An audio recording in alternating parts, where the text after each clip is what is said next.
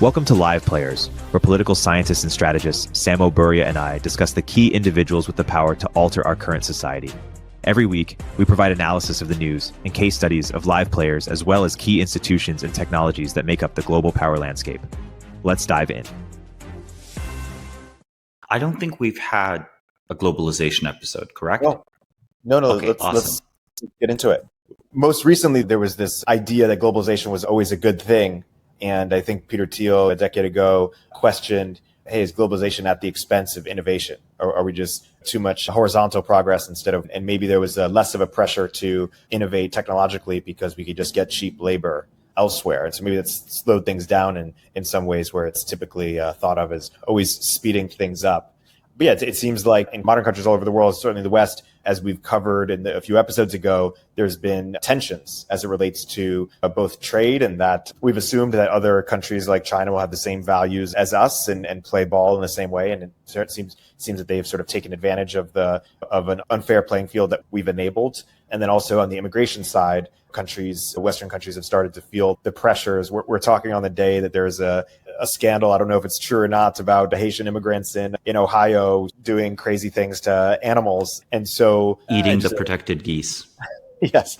I just say it as a funny example of globalization there's sort of this utopian Thomas Friedman, the world is flat vision that has surfaced a lot of tensions over the past decade and leading to Trump in the US and many other populist sort of uprisings in Europe and elsewhere. And I think we're right in the middle of trying to reconcile and see what is the proper approach, because we sort of had a utopian or maybe even naive view that everyone would be allies. There would be no wars in a country that has McDonald's or whatever this phrase is. And it turns out to not have been the case. So that's some high level thinking. I mean, yeah, the McDonald's theory was disproven by the Russia-Ukraine war, where both Kyiv and Moscow had McDonald's on the eve of the war. So the mighty golden arches have definitely fallen. I think that the Peter Thiel argument on this is fairly correct. If you have a 0 to 1, that is the creation of something completely new as the source of economic growth, this can partially be substituted in the numbers for a growth of 1 to many. And conceptually, it makes a lot of sense to think of globalization in the same breath as it does to think of population growth. It does, the economists are right, on net make the world richer. Now, on net makes the world richer does not mean every single region or country or economy will benefit from globalization. And there are many different ways countries can engage with global markets, just as there are many different ways that companies can engage with global markets. And companies might win or lose, right? Disrupt or be disrupted by those markets. More fundamentally, the assumption that economic forces in themselves will be sufficient to cause and overturn geopolitical rivalries, it's proven to be false. At the very least, we can look at the trade war between China and the United States as an example, perhaps an early one, perhaps one that indicates where parts of the 21st century economic and social and political development will go, an early example of deglobalization, right? So I think we will look back on this period from about 1991 to, let's say, until 2019. I think economically we could think of COVID itself and its lockdowns as sort of a prelude to a kind of deglobalization. So I think we will look at 1991 to 2019 as kind of a golden age in an economic sense of globalization in the sense of the free of goods. Now, goods and services go together. The same economic theories that suggest that you should have free trade also tend to suggest open borders, but open borders present their own sets of challenges. Human beings are not mutually replaceable. We have to operate by our own protocol. We call this protocol culture. It's sort of pointless to pretend that countries don't have national cultures. It's pointless to pretend that these national cultures don't affect things like education and things like economic productivity. We've talked on previous episodes on some of the challenges that Japan faces, or the United States faces, or that Europe faces, and about the basically importance of well-functioning firms across numerous episodes where we've talked about companies.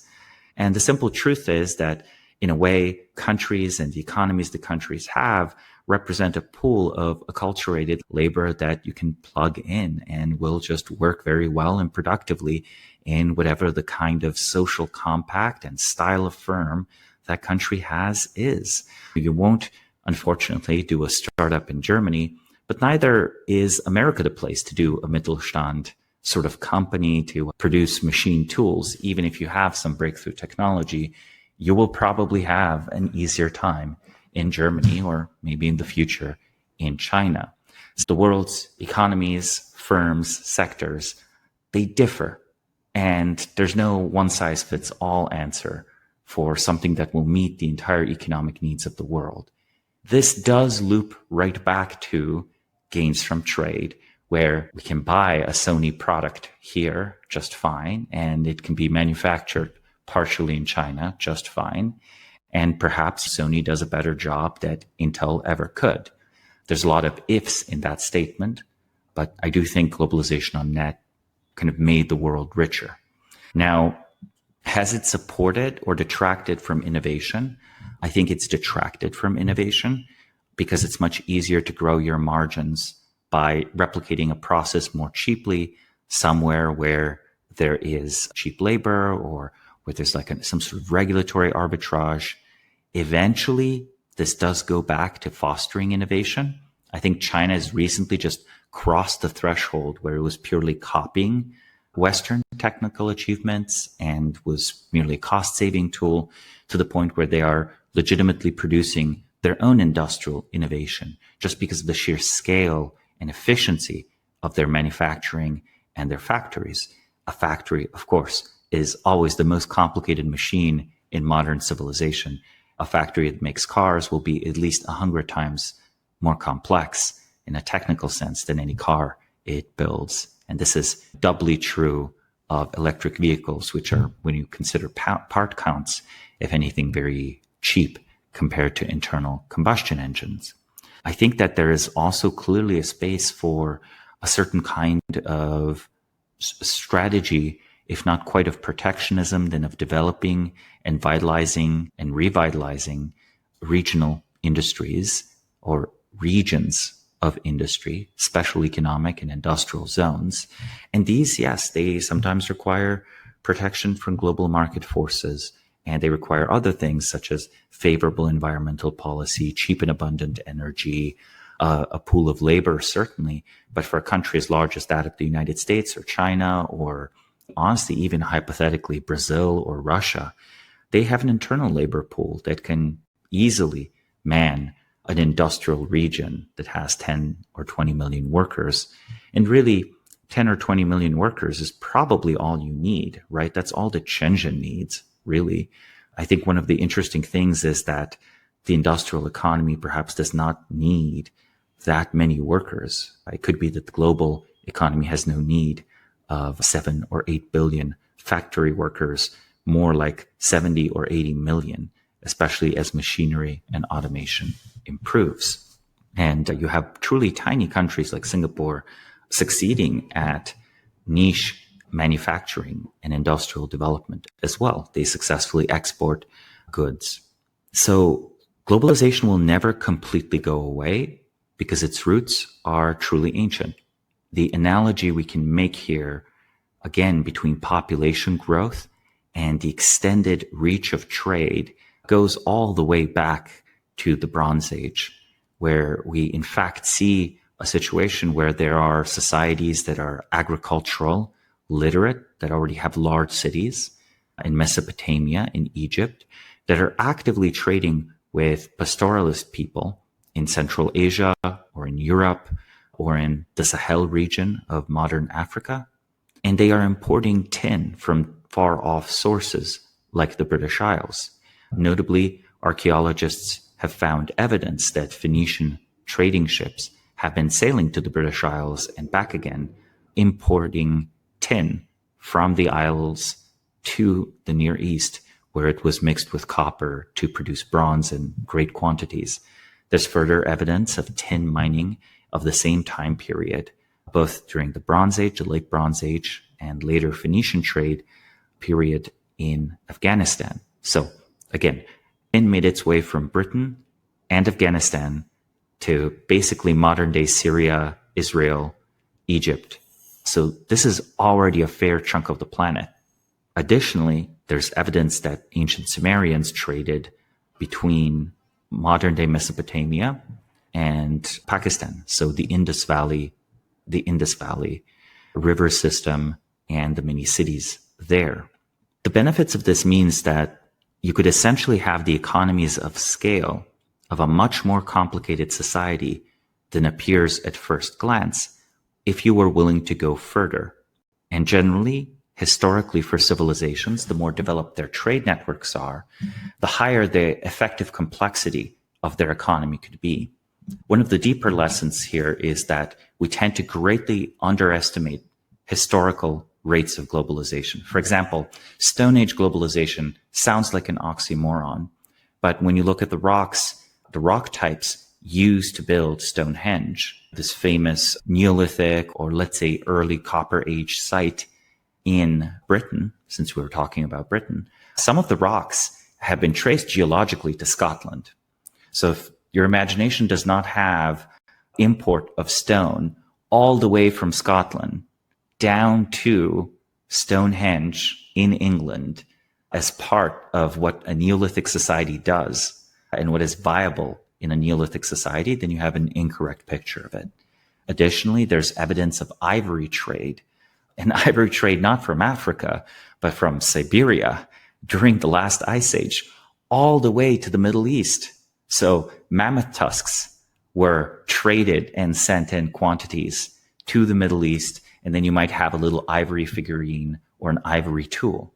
So we are truly talking about ancient roots of long distance trade for particular goods, for specific materials, various kinds of stone, various kinds of precious materials like ivory, shells, I'm sure gems as well.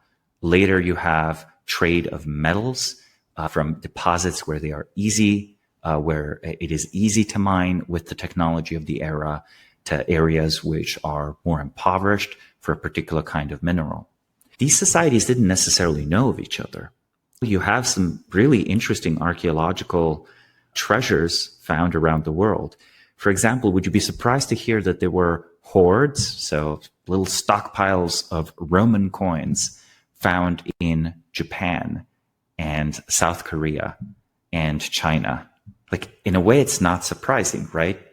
I buy silk from modern day Persia from Iran. They get my coins. In Iran, someone buys horses from Central Asia. They get the Roman coins the Persians gave them.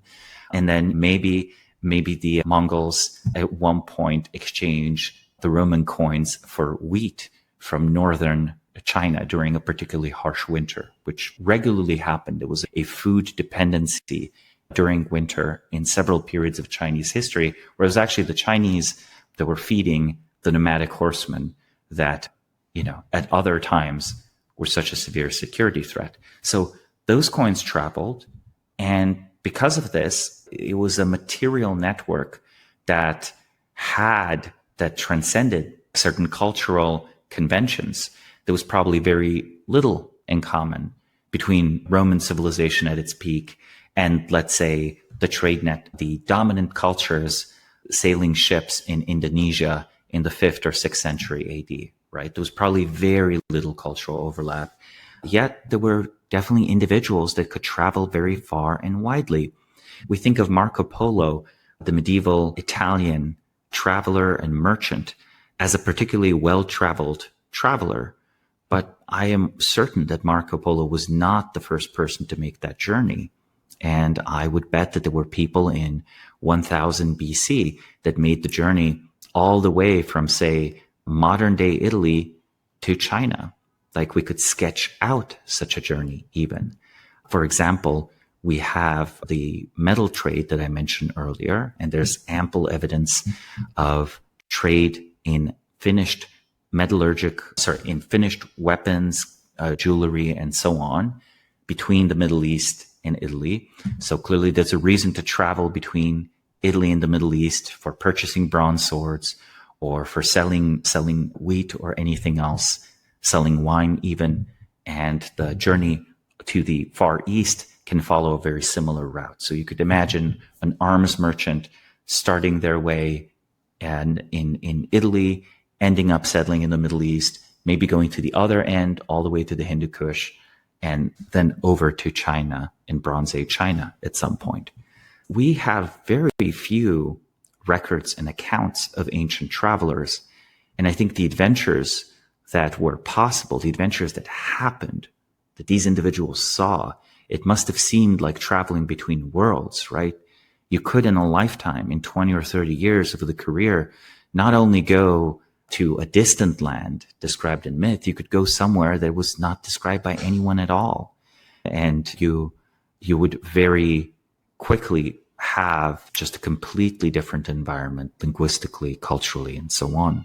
Now, Marco Polo, again, is famous because the journey was written down, it was described, it was almost a PR campaign of its own kind. It was a famous traveler's account.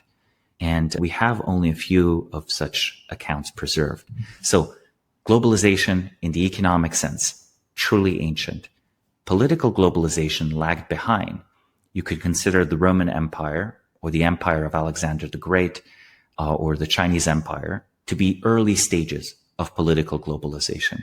From the perspective of the Mediterranean, what were once many political communities around a single economic area became one political community. So for most of human history since the Roman Empire, this observation or idea that eventually the whole world might become part of a single polity, it's been known to philosophers. It's been something philosophers, thinkers, theologians have struggled with. The implications of political globalization are not necessarily benign. There are many people who might argue that necessarily globalization will mean something like the end of all war. But on the other hand, one can point that globalization in a political sense might mean the ultimate victory of tyranny, right? There is no authority in the world to which to appeal to other than the central authority that globalized and unified the world politically. So we do not have a clear understanding of what happens when you take something like an ancient state with a priest king or a modern state with its army of bureaucrats, and you remove all external political competition. So much of what countries can and cannot do rests on their competition with other countries. At the end of the day, whether the dynasty of Kim Jong-un wants it or not, if the party of North Korea wants it or not, the living standards outside of North Korea and the opportunities outside of North Korea represent a real limit on the kind of policies you can enact inside of North Korea. And sure, the United States is a much more benevolent environment, probably never would be as awful as North Korea. But let me ask you, Erik, like what happens to the tax rate when there's no place in the world with lower taxes? Like where does it actually equilibrate? I would say that to some extent, competition between economies keeps the tax rate reasonable. Yeah, otherwise it'd be high. Exactly, right? And thinkers like Balaji have argued for further political fragmentation, for further political competition, for improving the quality of government. So ironically, a global government might be sort of like a supermassive black hole, this thing that instead of being a much more powerful, bright star producing all of this energy, it just might be too massive, implode into itself in like massive extraction, radically overshoot sustainable taxation, and result in a much impoverished world.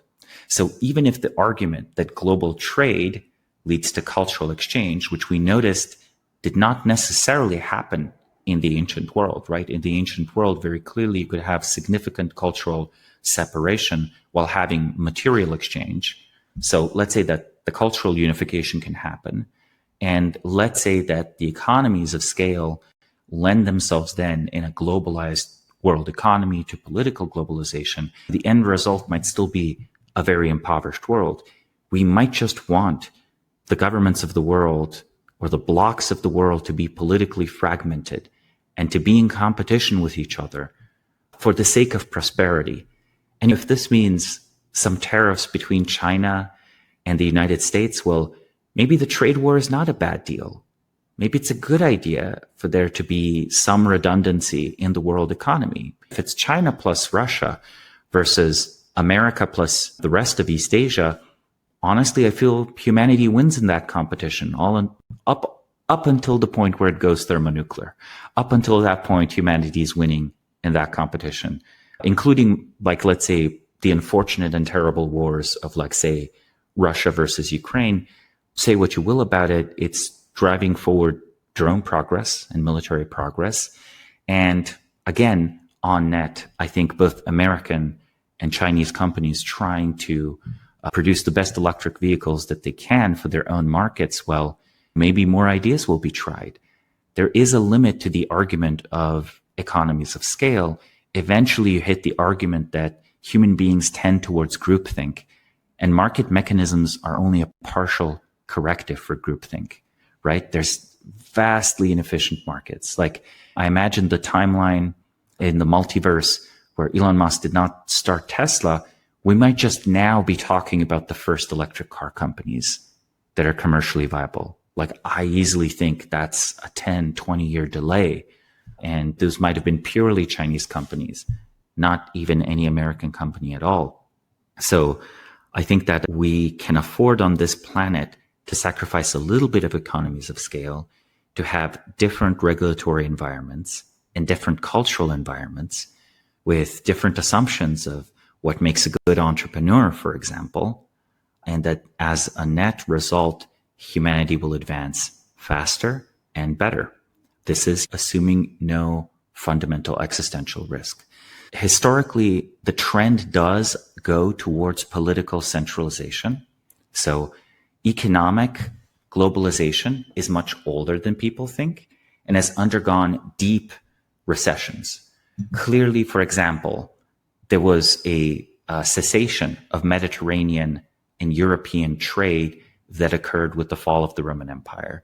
And there was a severing with the Arab conquests at first of trade between Europe and East Asia, which then resumed and was especially opened and accelerated by the Mongol conquests. And we could point to the age of sail as an age of hyperglobalization, where for the first time in a truly fundamental and meaningful way, the new world trade network was interlinked with the old world trade network. And once more, the amount of goods that traveled between continents increased radically. And arguably that age of sail globalization just kept ratcheting up all the way to the eve of World War I, where global trade peaks. And then after World War I, even though there's an element of political globalization in the formation of the League of Nations, you have a decline in trade. And that decline just continues all the way to the dawn of World War II. And even after World War II concludes, when these great empires fight each other to destruction, and the Soviet Union and the Western allies is what's left standing, it takes decades for trade to recover, international trade to recover to the level that it was at in 1914. And I think we currently, hopefully we don't experience truly a war as destructive as the First or the Second World War. But I think the political forces, because of the challenges of what does it mean to be a deindustrializing society and the military cost of being a national security cost of being a fully deindustrialized society, because we hit those political limits, I think economic globalization must recede. And I give kind of a challenge to my economist listeners: figure out economics of prosperity in a deglobalizing world, because the political barriers are harsh. I'm not even talking necessarily about nationalism, right?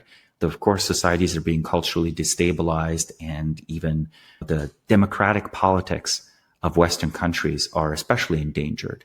If you look at something, I don't know, like the Gulf monarchies demonstrate that if you abandon democracy and you abandon the pretense of one citizenship but have second-class citizens, there's no limit to the number of immigrants that can work in your society. You can have a society where 90% of the workers are temporary guest workers from the Philippines or India, and you only have this like 10% of super privileged Gulf citizens enjoying the oil revenues and the cheap services. So in a weird way, the immigration challenge might be specific to Western style democracies.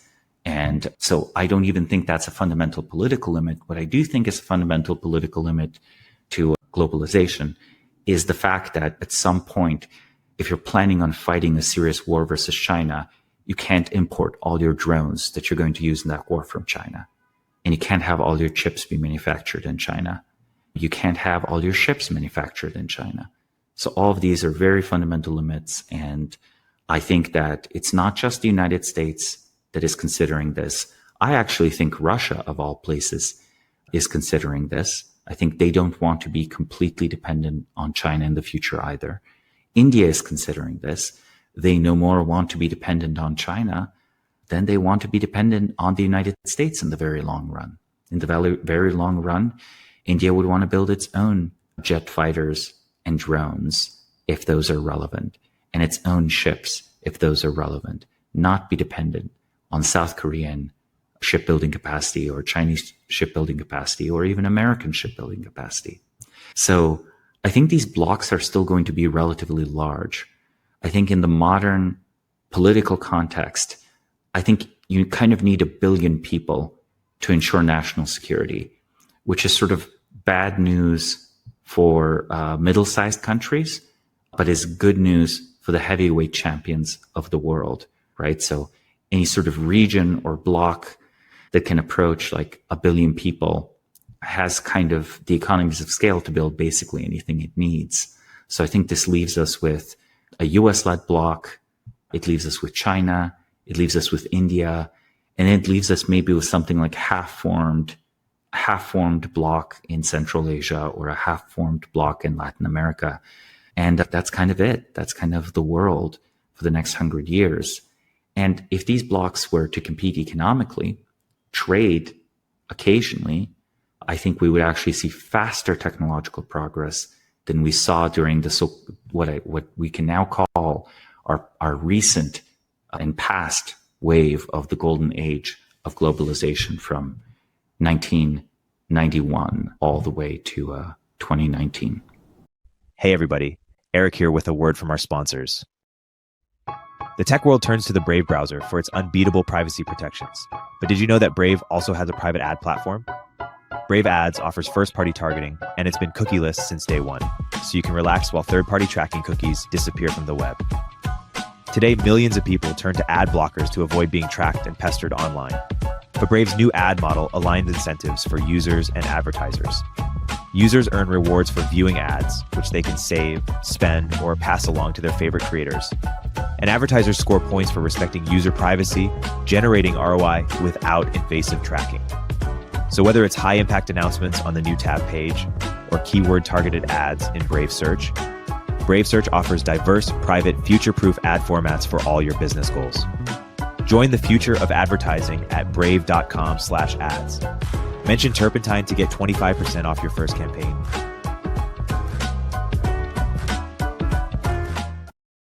What could World War III look like? I think that you could see a World War III where nuclear weapons aren't even used. That's the most exotic one. I think we have all been imagining World War III will be a nuclear war. But there's something very surprising that can happen with weapons that are not that tactically useful, but can be strategically completely destructive. It might be the case that World War III is not a total war, a situation where a total war where only the complete defeat of an enemy is accepted is a product of particular political circumstances, right? You could say that's present in the Napoleonic War, but it's not, say, present between the Franco-Prussian War, even though it decides whether a newly formed Germany or France are going to be the premier military power of the continent. It wasn't a total war, right? So if World War III is not a total war, it could be made up of numerous regional wars where the US and China are engaged, and it's almost certain to be the US and China. You can't have a world war without them. Any other war is not truly a world war. It would be much more of a regional conflict. It would be a great power conflict in its own right, perhaps. You could see them engaging on the battlefield with lots and lots of drone warfare, lots and lots of missile warfare, mini sunk ships. At some point, an armistice is reached where one side feels that they have definitively lost and the cost is too high to push back into a new territory. So imagine a situation where China perhaps has occupied the Philippines, but there's no realistic plan to actually attack any mainland US territory beyond just occasional bombing runs. And the bombing runs are balanced with counter bombing runs. So if the Chinese drop some missiles in Anchorage, Alaska, or non-nuclear, or in LA, the US can fire back to Beijing or Shanghai, and maybe they just decide that, oh, we're not going to escalate this further. We know where it goes with all the ICBMs. Do we actually try to do island hopping and start amphibious invasions in the Philippines? What for? Oh, for like liberating Taiwan. What for? Oh, for starting an invasion of the mainland, of the Chinese mainland? That doesn't make sense. It stops making sense. So interestingly, if an invasion of mainland China is basically impossible, an invasion of mainland United States is basically impossible, the logical chain of every preceding step is much weaker. Regime change is not on the table then for either China or the United States. They're at an impasse. And there is the possibility of a limited war, less than a total war. And there's the possibility of a war that's not a nuclear war, but is a perhaps destructive industrial war. It still would be a terrible thing with many hundreds of thousands of people dying. But I think this is a possibility we don't think about enough. I'm not saying it's the likeliest one, but I easily give such a war like a 30 or 40% chance of occurring, assuming that there is an official war between China and the United States. And of course, I'm implying here there's still an unacceptably high risk of a truly nuclear and destructive conflict, where through a series of misaimed political gambits of brinksmanship to try to extort minor concessions either way, either extort that Taiwan should be part of China or Taiwan should not be part of China. And somehow we end up nuking New York and Shanghai over Taiwan. And I think if that were to happen, I think neither Chinese nor Americans would really think it was worth it after the war. They would just both think it was absolutely terrible, right? And absolutely pointless. There's no way to pay the political cost. Let's put it this way. There's no way to legitimize the kind of casualty counts that one sees in a nuclear war with anything less than a total war, right? The only way to legitimize that is for the conflict to have been existential. And for the conflict to be existential, well, it kind of has to be plausible that Chinese troops might occupy LA or that American troops might occupy Beijing. Neither of those is plausible, though, given the current balance of power. So because of that, is the assumption there China's basically going to take Taiwan and we're going to let it happen? Maybe. Well, no, maybe we fight it. Maybe we beat them. And then we're like, hey, we beat you. We gave you a bloody nose. Keep your hands off of Taiwan. It's now an independent country. And if China lost the war badly enough, it might have to admit Taiwan is an independent country. They might not escalate it all the way to existential situation. But I will say that my mainline expectation is that there won't be even a war fought, but that Taiwan itself will, because it is falling so deeply. Again, we talked about globalization. Perhaps we should think of China as its own planet, and the Chinese economy is its own gravity well. There is a globalization-like effect happening that is pulling Taiwan sociologically towards China over time in an almost unstoppable way, where if you're a wealthy individual in Taiwan, if you have an industrial empire, how much of your production is on the mainland? Probably over half of it already, except for a few niche businesses, right? So I think that Taiwan will come to some kind of accommodation with China, and I don't think there will be a full-scale invasion of the islands. It's less likely. Let's put it this way. It's likelier that an invasion of Taiwan by China does not happen than that it does. So it might happen. It's certainly plausible. I think easily a 30% chance of it happening, but I would put 70% on it not happening. You talked about how political centralization, things tend to converge over time or centralize over time. Does that go against a little bit the network state idea that we also alluded to earlier? Or do you think there's like a barbell where the centralized, it's what happens in tech, the incumbents get bigger and bigger. Microsoft is trillions of dollars and China, US get bigger and bigger, but there will be more and more long tail, more and more new countries, more and more new experiments? How do you think that this might shape out? Well, I think in the very long run, the future world history will probably be periods of extreme global centralization that are driven all the way to imperial collapse, and then extreme decentralization, where historically we saw, again, the collapse of the Roman Empire was never followed up by a reunification of the Roman Empire. Even though the individual fragmented states like Hispania, Gaul, Britannia, all of these, in a sense, eventually grew to be political empires with globe-spanning ambition that far exceeded that of the Roman Empire, right? Like the Spanish Empire and the British Empire each were much larger and more globalized than the Roman Empire, even though the exact same area was never unified. So in a political sense, it is almost always the case that empires expand beyond what is sustainable. Imperial overreach is almost baked into empire building. Because of this also, because of the sort of entropic forces that constantly chip away at the functionality of load-bearing institutions in a given society, I think you will see, unfortunately, something like a deep global tyranny at some point in the future. It will last for a long time. And then once it will fail, it will first fail gradually and then suddenly, and you will see a renewed fragmentation. So I previously talked about, in a way, China is almost its own planet. It's like 1 billion people. They are like basically close to resource self-sufficient, despite what many people might say, or they have the potential for it.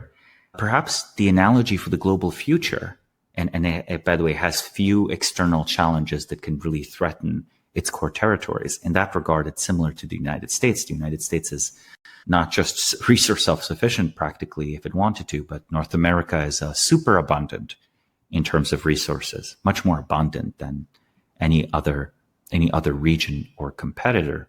I think that you might find a strong analogy in Chinese imperial history, where there's this saying in, I think, The Romance of the Three Kingdoms, the classical Chinese novel, opens with, "The world long united must divide, long divided must unite." So let's put it this way. I think our future will have world-spanning superstates, and it will have periods where fragmentation might go as low as city-states. And then you will see a very much network state world. So the question now is, are the big geopolitical empires of our era, these economic and political blocs like the EU, the United States, the Russian Federation, China, are these ascending and expanding empires that are eating up the small, somewhat independent statelets? Or are these on the verge of collapse, right?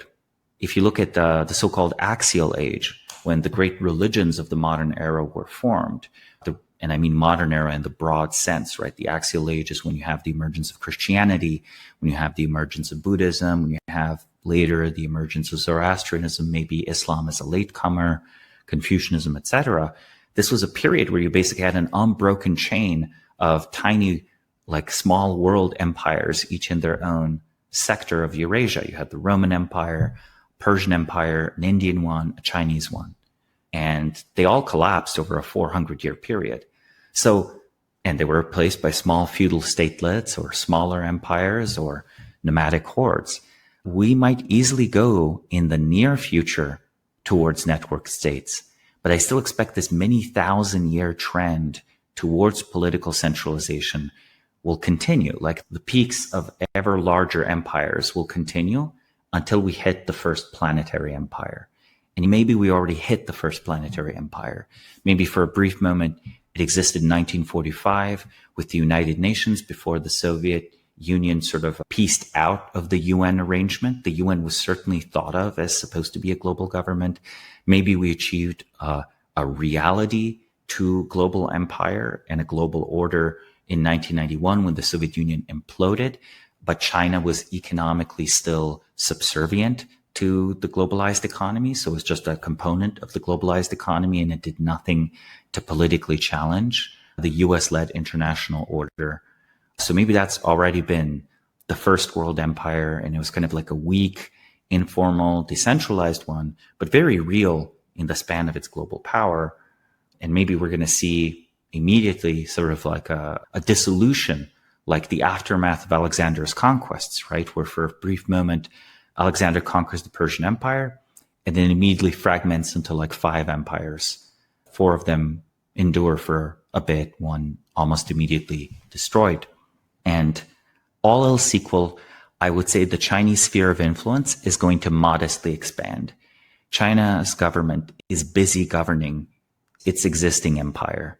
It can barely grow it, right? They are already stretching the limits of what the party state can do in just trying to get Shanghai to coordinate with Beijing.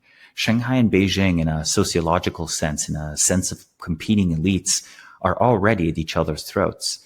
At times, say, policy set on COVID-19 in Beijing was wildly unpopular in Shanghai, right? It was wildly unpopular in Shenzhen. There's already internal friction there. So I could see modest enlargement of the Chinese sphere of influence, but not a Chinese-led world government. I don't think that's anywhere in the cards.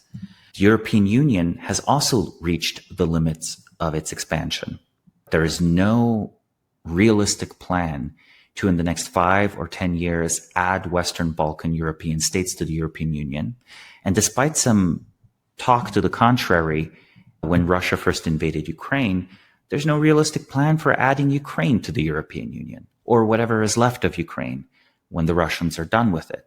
There's no realistic talk of Britain joining either a special economic union with the United States, rejoining the EU, or creating its own made up of Canada, Australia, and New Zealand.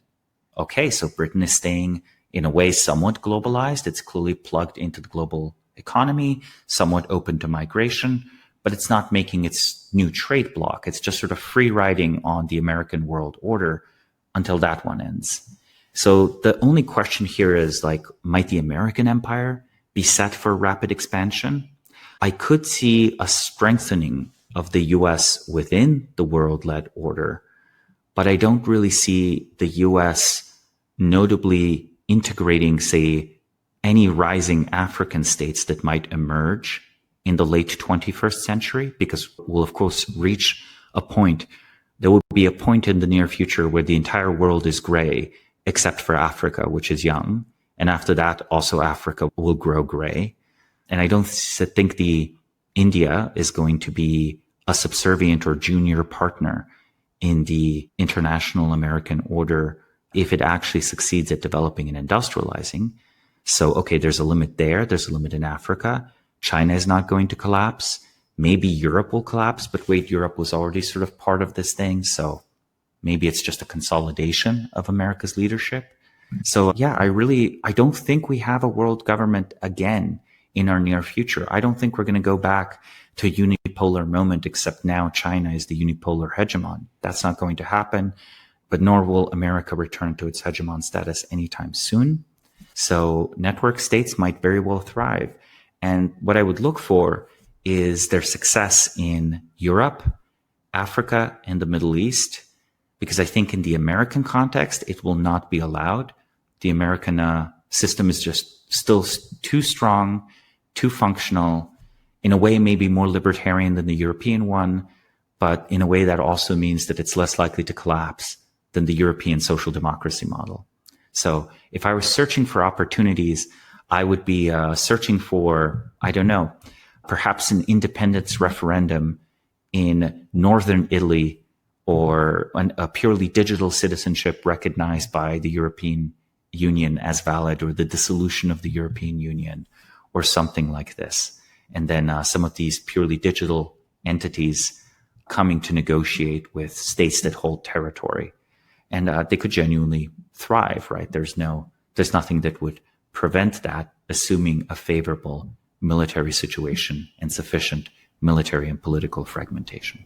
And maybe lastly, last question before we wrap it, like sort of Trumpism and its equivalents in Europe in the next 10 years, do you expect them to gain in popularity and influence? The sort of bucket of views that is sort of the native populism, working class populism, or do you expect it to be a blip and then some kind of new form of reconciling sort of globalization and sort of international collaboration on trade and immigration? Populism is, if we call it that, where really what we mean is like, can wildly unpopular policies just persist indefinitely despite the majority of the population hating them in a Western democracy, right? That's what we're actually talking about, right? We discussed this on some previous episodes. These are wildly unpopular policies. I think that it is difficult to eliminate a democratic element from states that draw their legitimacy from popular mandate. So there is a limit to how undemocratic they can get. But what no populist movement has answered is, so what? What happens when you win? Like, what happens when you win? Like, there's no alternative political economy I've seen proposed. There's not even constitutional amendments that any European populist movement has proposed. I'm not talking about anything extreme like abolishing democracy in Germany or whatever. That's even illegal to call for. I just mean very minimal sort of changes. Like no immigration party has, say, proposed that, oh, we want immigration, but we want the best immigration. So we're going to pass a constitutional amendment that it is unconstitutional to have an immigration policy that imports more than 1% of our existing population in a given year. So you see how modest and toothless and directionless this really is. It will result in temporary migration freezes, and those might be good for assimilation and for economic prosperity in a variety of ways, because in Europe, especially, the assimilation model has not resulted in economic growth, even though theoretically, economically, it should have. It really hasn't because of the strong redistribution element of those social democracies. So I think that it's basically, I think that there would have to be a lot of political creativity. I'm not going to rule it out. A live player can always emerge, and a live player in Europe could propose a radically different compact to the population with some ideological justification. It will be like, okay, we will stay a representative democracy. We will be some form of republic. And here are the constitutional and legal and economic mechanisms that we put in place to sustain our national culture, rather than follow this political force and say converge with, I don't know, the Canadian model or the British model, right? If we use Canada and Britain as an example of runaway immigration. Because at the end of the day, sufficiently fast immigration is the same as governments escaping accountability to their own citizens. You can always import new voters who are just happy to be there, and they don't care whether things have improved or gotten worse compared to 10 years ago, because they weren't there 10 years ago. So you could almost imagine like a reductio ad absurdum, where you just import 30% of new voters, or you just airdrop phones with tiny little citizenship apps in the middle of Africa or India and let people vote. And as long as they vote for your party, you're going to wire them on their little phone €1,000 a month. Like, I don't know, maybe that's a fun political party. Maybe we should be immigration accelerationism. To make France truly great, we must offer our citizenship to an extra 60 million citizens, and just drop their little phone, their little ID, and they're French citizens. It makes France great again, right? You know, that kind of thing. There is a real way here where you can just avoid all accountability by importing new voters. And then, will representative democracy fix this glitch, fix this hack? It's possible to fix it. There's nothing really fundamentally preventing it, but no one's even thinking on this level. No one has thought about this as like revealing a fundamental structural weakness of these forms of government and defeating the experiment of self-governance. And I think that's because that's just such an uncomfortable framing, and it just implies so many things that we dare not face it. But because we dare not face it, then populism necessarily is over. I think that there's an essay I should write titled After Populism, which basically explains to my liberal friends why populism is not a big deal and they don't need to be afraid of it, and my more conservative friends why actually populism is like insufficient to solve the problems they care about. That's a good place to wrap, and maybe in a future conversation we could go deep on what would it mean for it to be enough. But you've given us quite a lot to work with for now. Samo, this was a great conversation, and until next time. Till next time. Thanks for listening to Live Players. Please subscribe, leave a review, and check out Samo's excellent newsletter, The Bismarck Brief, for more rigorous analysis of key individuals, institutions, or industries. Live Players is a production of Turpentine, the podcast network behind Econ 102 with Noah Smith and Moment of Zen. Hey everyone, Erik here. At Turpentine, we're building the first media outlet for tech people by tech people. We're the network behind the show you're listening to right now. We have a slate of hit shows across a range of topics and industries, from our AI and investing cluster of podcasts to shows that drive the conversation in tech with the most interesting thinkers, founders, investors, and influencers, like Econ 102 with Noah Smith. We're launching new shows every week, and we're looking for industry-leading sponsors. If you think that might be you and your company, email me at eric@turpentine.co. That's ERIK at turpentine.co, and let's partner together.